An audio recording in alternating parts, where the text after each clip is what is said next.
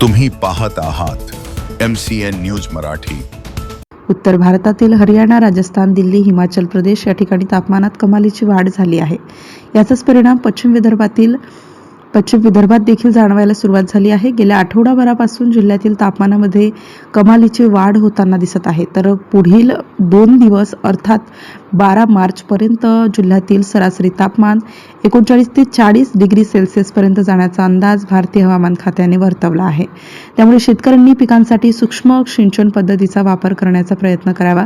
त्याचबरोबर नागरिकांनी स्वतःसह आपल्या पाळीव प्राण्यांचे वाढत्या तापमानापासून संरक्षण करण्याचे आवाहन करण्यात आले आहे। MCN न्यूज मराठीकरिता रवींद्र शिरस्कार, बुलढाणा। नमस्कार। आपण सगळेजण सध्या पाहतोच आहे की गेल्या आठवड्यापासून आपल्या जिल्ह्यामध्ये सरासरी कमाल तापमानामध्ये वाढ झालेली दिसत आहे। 36 डिग्री सेल्सिअस पासून 38 डिग्री सेल्सिअस पर्यंत कालपर्यंत तापमान आपण पाहतोय दिवसभराचं झालेलं आहे।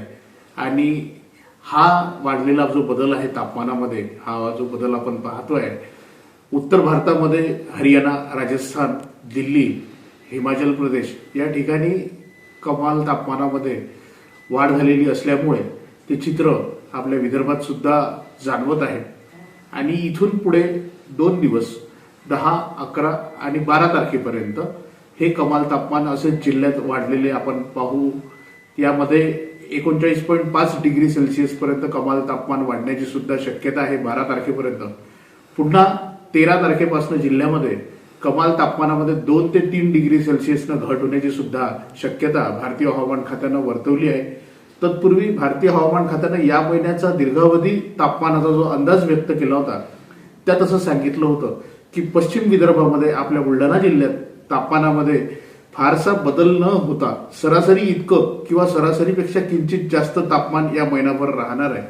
तर शेतकरी बांधवांना कृषी विज्ञान केंद्रातर्फे हा सल्ला राहील की त्यांच्या शेतामध्ये उभ्या असलेल्या पिकांना, फळबागांना, भाजीपाला पिकांना ओलीत करताना शक्यतो सूक्ष्म सिंचन पद्धतीचा वापर करावा, जेणेकरून पाण्याचा अपव्यय टाळता येईल। धन्यवाद।